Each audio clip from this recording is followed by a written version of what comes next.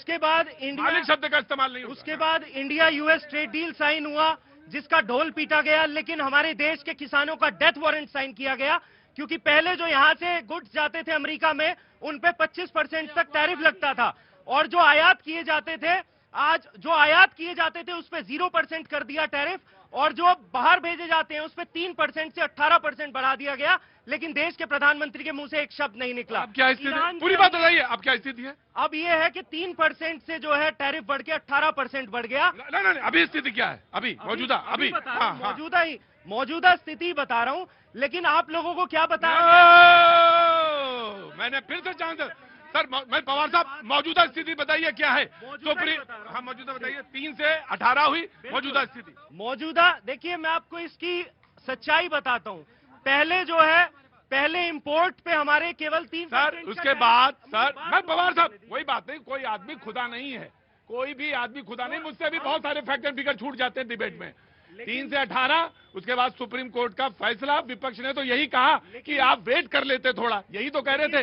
3 से क्या हुआ? 10 हुआ, 10 हुआ, फिर 15 हुआ। हाँ प्रतीक जी, टैरिफ तो आज भी लगा हुआ है ना, हमारे किसानों को खामियाजा तो भुगतना पड़ रहा है ना।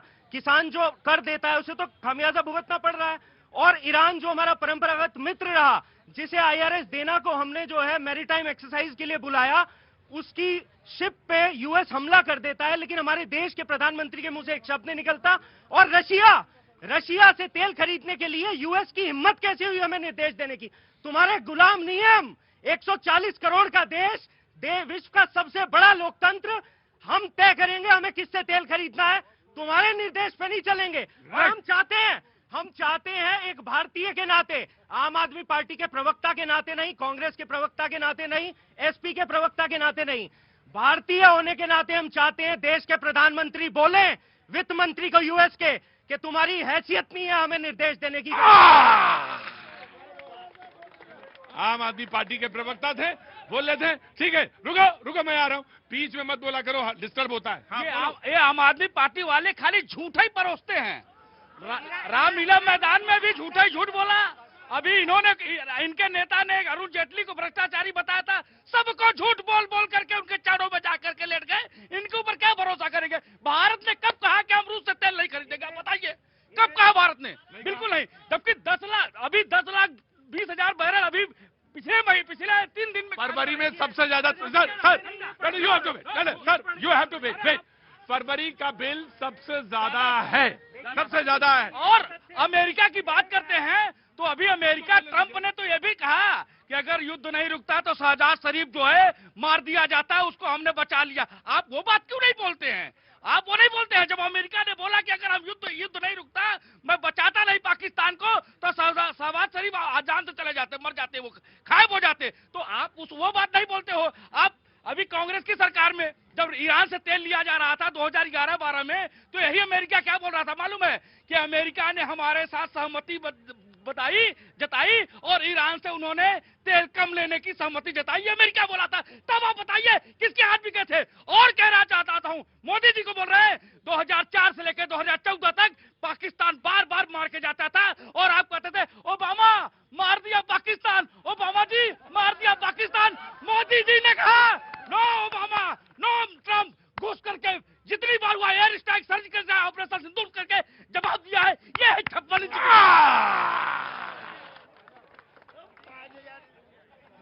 तो ये ऑटो वाले भैया का भी बोले। पवार साहब आपने अपनी बात रखी, सबको रखने का अख्तियार है।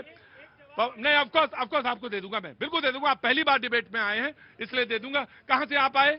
मैं पटना बिहार से आया हूँ, न्यूज हाट चैनल से। तो आज तो पटना बात नहीं हो रही है। पटना की वही तो विषय से विषयांतर बात होगी, क्योंकि नीतीश कुमार राज्यसभा के लिए दिल्ली आ रहे हैं, और नीतीश का आना अच्छी बात है कि बढ़िया बात है ना? ये तो नहीं, बढ़िया बात हम लोगों के लिए कैसे हो सकता है? नीतीश के लिए तो हर कोई रो रहा है। नीतीश कुमार की धरती से हम लोग हैं, और मुख्यमंत्री के रेस में कई नाम है, तो नई ऊर्जा का जो है अब वहाँ पे संचार होगा, नए तरीके। तो नई ऊर्जा आएगी तो अच्छी बात है ना बिहार में? बिल्कुल नए तरीके से लोग काम करेंगे, और सम्राट चौधरी के नाम से वहाँ विरोधियों तुमने मुख्यमंत्री चुन लिया है अपना? क्या काम करते हैं आप? पत्रकार है, धीरज पत्रकार है। इनको दे देता हूं उसके बाद आपको। जी, ये आखिरी है प्रवक्ता, उसके बाद मैं बोलने का मौका देता हूं। जी जनाब आली।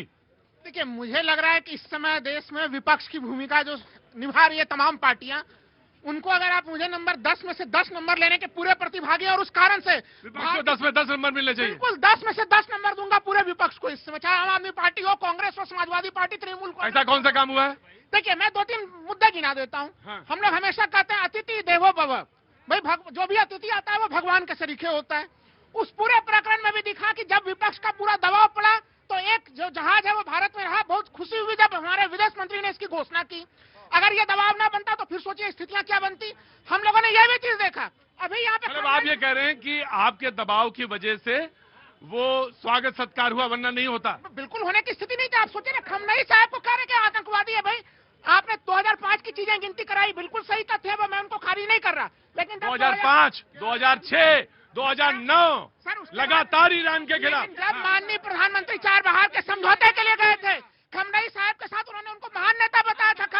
2016 में गए आतंकवादी, प्रधानमंत्री मोदी जी नहीं मानते उन्हें आतंकवादी। आप आतंकवादियों के पक्ष में खड़े क्या होते हैं? खमनई हमारे देश की जनता जो है एक एक बच्चा, देखिए अभी आम आदमी पार्टी के प्रवक्ता ने गुमराह करने की कोशिश की। इस देश की जनता को मूर्ख मत समझिए साहब। इस देश की जनता समझदार है, इसीलिए लगातार आप लोगों को चुनाव में जवाब दी जा रही है, लेकिन आप लोग मानने को तैयार नहीं है। खमनई के ऊपर बार बार आप कहते हैं अमेरिका, सुनिए 370 सुनिए भाई, पहले 370 जब खत्म हुआ तो खमनई का क्या बयान था?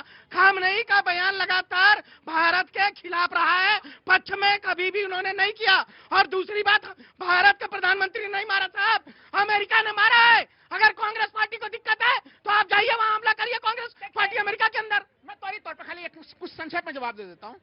माननीय प्रधानमंत्री जी ने खमनई साहब को उसमें चाबहार के लिए समझौता हुआ था और 2016-17 में प्रधानमंत्री जी ने कहा था। और दूसरे दिन विपक्ष ने जब दबाव डाला तो हमारे विदेश मंत्री जाते हैं ईरानी दूतावास में और वहाँ कंडोलेंस लिखते हैं। ये देखिए विदेश मंत्री, मैंने विदेश सचिव ने, हाँ विदेश सचिव भैया रहते, ये विपक्ष के जो मैं कह रहा हूँ कि विपक्ष जो दबाव बना रहे हैं उसका असर दिख रहा है, लगने का बहुत असर दिख रहा है। आइए हाँ, अभी वो भाई साहब ने सही कहा, ओपोजिशन आपदा में अवसर ढूंढ रही है। आज पूरा दुनिया में, मैं एक बात बताना चाहता हूं आपके माध्यम से, देश की जनता को भी ये बताना चाहता हूं, भारत की पहली प्राथमिकता हमारे जो 1 करोड़ भारतीय जो गल्फ कंट्री में फंसे हुए हैं वो हमारी प्राथमिकता है। आज अमेरिका लड़ रहा है, अमेरिका का इजराइल में लगभग 3000 से ज्यादा लोग हैं।